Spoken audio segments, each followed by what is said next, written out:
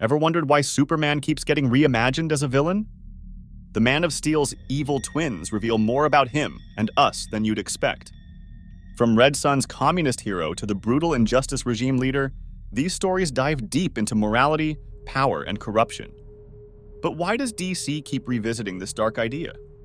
Let's revisit some of the most cruel, evil, and just downright despicable Supermen in DC Comics.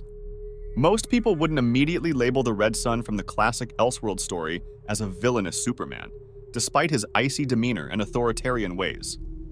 He possesses a moral code and ultimately proves capable of relinquishing his power and making the ultimate sacrifice for others.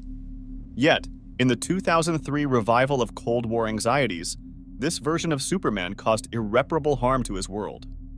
Raised under the Soviet regime in an alternate timeline, this iteration of Kal-El became a champion for Stalin, socialism, and the global spread of the Warsaw Pact.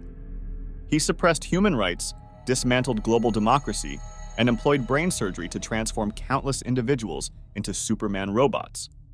Eventually, the Soviet Superman renounced his oppressive actions, but humanity paid an unimaginable price for his redemption.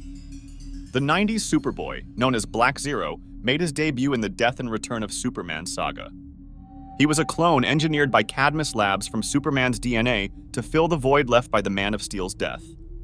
When Superman returned, he embraced Superboy as part of his family, giving him a new identity, Connor Kent, also known as Kon-El.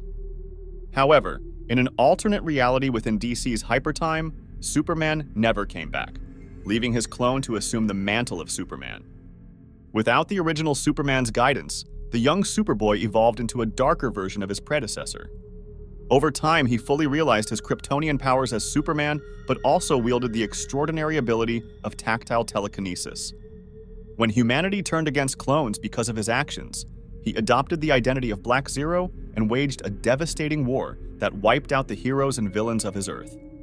Determined to secure clone rights, he expanded his crusade into Hypertime, conquering alternate realities and multiverses to protect his fellow clones.